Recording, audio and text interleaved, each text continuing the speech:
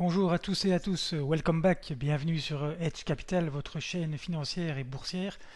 Aujourd'hui, j'avais envie de vous parler d'inflation. Alors, comme vous l'avez certainement entendu depuis de nombreux mois, l'inflation est partout, que ce soit aux États-Unis ou en Europe, tout augmente. Mais voilà, ce que je voulais vraiment partager avec vous, c'est le graphe ci-dessous. Donc, c'est l'inflation aux États-Unis sur une très longue période historique. Et voilà, vous allez certainement apprendre des choses intéressantes. C'est qu'à chaque fois qu'on a une forte poussée inflationniste, ça a à chaque fois provoqué une récession. On va analyser ce graphe et revenir dans les années précédentes. 1955, donc on a une petite poussée inflationniste, on passe de 0 à 3%. En 2 ans, boum, récession. Et c'est pareil un peu plus tard, 1959, en à peine un an, petite poussée inflationniste, bon, elle est très légère, récession. Ici, avant les années 70, 1964, l'inflation est à 1%. Boum, elle grimpe à plus de 5% en 1969. Nouvelle récession. Donc les récessions, c'est les zones grises. 1972, 2,5%, 3% d'inflation, pardon. Forte poussée inflationniste, ça c'est, comme vous vous en souvenez, c'est les années 70, jusqu'à 9,6%, récession. Ensuite, ça se calme un peu, on repasse de 5% d'inflation en 1977 à 1980, donc en l'espace de 3 ans, forte poussée inflationniste, nouvelle récession. Ensuite, on arrive dans les années 80, 86, on a 1% d'inflation, petite poussée jusqu'à 6% au début des années 90, récession. Et c'est toujours pareil. 1998, inflation à 1%, donc avant la bulle Internet, on a une poussée d'inflation à 3% et on a un déclenchement d'une récession peu de temps après. Ensuite, 2006, 2% d'inflation. Bon, on a la crise des subprimes, etc. On arrive à 4% d'inflation, récession. Et puis aujourd'hui, qu'est-ce qu'on voit? C'est qu'avec le Covid, forcément, on était tombé à. Il n'y avait plus d'inflation. Et là, avec la réouverture des usines, les gens qui consomment, le manque, la pénurie de matières premières, etc., de semi-conducteurs, on a une inflation maintenant qui est proche de 6% et qui risque certainement de durer encore quelques mois. Alors, bon, évidemment, on n'a pas de boule de cristal, c'est difficile de dire quand il y aura une récession. Mais si on regarde l'historique, il y en a chaque fois une qui est provoquée par les poussées inflationnistes. Donc ça peut arriver dans 1 an, 2 ans, 3 ans. Et la chose évidemment importante, c'est que quand vous avez une récession, vous avez les bourses forcément qui se portent très mal. Vous avez soit un crack, soit un marché baissier. Donc les bourses qui finalement se portent très bien depuis 2007.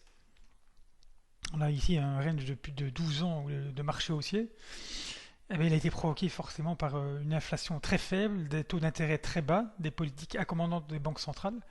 Mais là, qu'une telle inflation, si elle est persistante, la Banque centrale américaine va augmenter ses taux. D'ailleurs, d'après les sondages, ça devrait arriver d'ici le deuxième semestre 2022, au moins une ou deux hausses des taux, sans doute se normaliser même en 2023.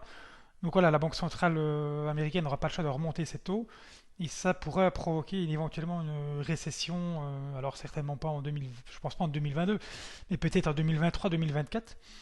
Donc voilà, gardez ça dans un coin de votre tête. On ne va certainement pas continuer 10 ans sans récession, puisque les deux récessions précédentes avaient lieu en 2007 et en 2020 avec le Covid.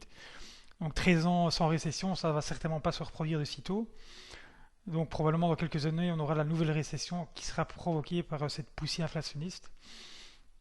Alors autre chose que je vais partager avec vous que je trouve intéressant, c'est justement l'impact des taux d'intérêt sur le rendement des marchés boursiers.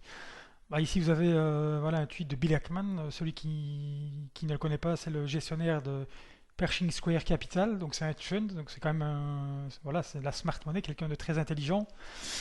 Et lui, ben voilà, il s'attend aussi à ce que les taux d'intérêt montent, vous allez me dire, c'est pas le seul. Et forcément, voilà, il est en train de réfléchir pour réduire sa position au marché action et mettre son argent autre part. Et alors, ici, dans le tableau en dessous, on peut voir vraiment que, voilà, on a tout, que en fait, voilà, c'est les débuts de hausse des taux d'intérêt. On a à chaque fois des périodes de 3-4 ans. Starting yield, donc cela, c'est le tau d'intérêt au début de la période. Ending yield, c'est le taux d'intérêt à la fin de la période.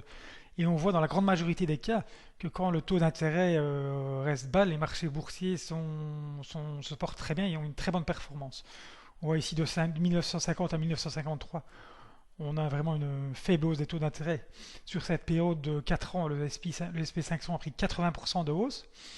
54, 57, 3 ans, les taux n'ont pas trop monté, 60% de hausse. Bon, je ne vais pas passer tous les chiffres en vue, mais je vais surtout vous montrer là où il y a une grosse poussée inflationniste, il y a eu derrière une montée des taux d'intérêt. Les années 70, par exemple de 1971 à 1975, on passe de 5,8% à 8%. Donc sur cette période de 4 ans, le SP500 n'a pris que 2,8%. Autrement dit, en tenant compte de l'inflation, votre rendement réel est négatif.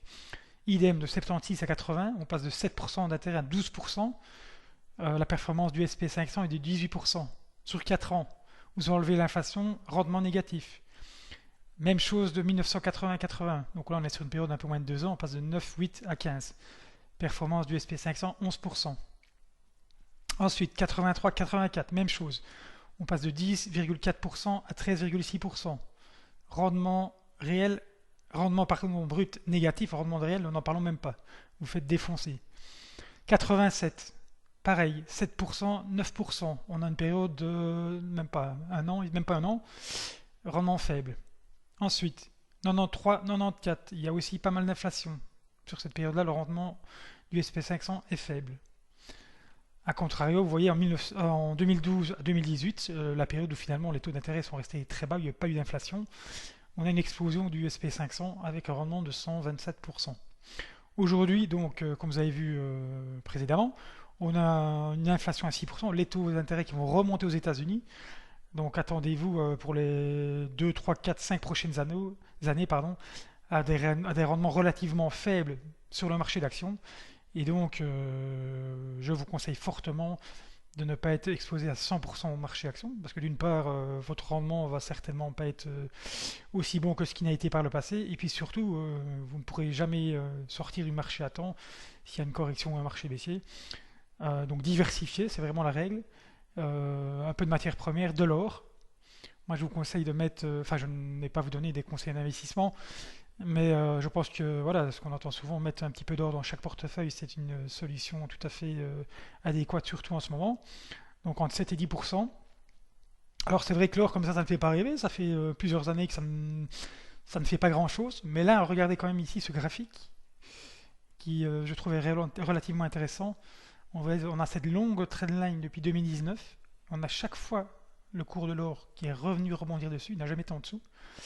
Et puis là, on a un breakout de la trendline ici. Donc, est-ce que cette fois c'est le top départ d'un nouveau marché haussier pour l'or? C'est possible, je n'ai pas de boule de cristal, mais ça ne serait pas impossible qu'on ait dans les prochaines années, sans doute 1 an, 2 ans, 3 ans de marché haussier pour l'or. Surtout avec l'inflation qu'on a, et voilà, le marché, comme vous le savez, on n'a pas encore vraiment joué sa valeur refuge par rapport à l'inflation. Alors, est-ce que les investisseurs se disent, est-ce qu'ils croyaient les propos de la Banque centrale américaine qui disait que l'inflation est transitoire? Je pense qu'ils commencent à se rendre compte que c'est plus du tout transitoire.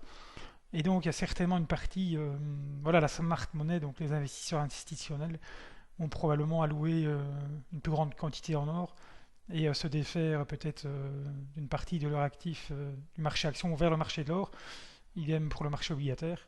Mais voilà, je trouve que c'est vraiment un graphe intéressant à surveiller. La prochaine résistance, bon, on a ici à 1911 $, donc ça c'est l'once d'or. Et puis la grosse résistance ici à 2000, voilà, surveiller pour les prochaines semaines et les prochains mois. Mais je crois que celui qui achète de l'or aujourd'hui ne prend certainement pas grand risque et pourrait être récompensé dans les prochains mois. Voilà, j'espère que vous avez plu. N'hésitez pas à commenter, à partager, à vous abonner. Abonnez-vous, je vais vous faire encore d'autres vidéos, je pense, intéressantes. Je vais en faire une sur Tesla, sur la sécurité des crypto-monnaies, sur Amazon, sur le rôle des obligations de portefeuille, enfin pas mal de choses.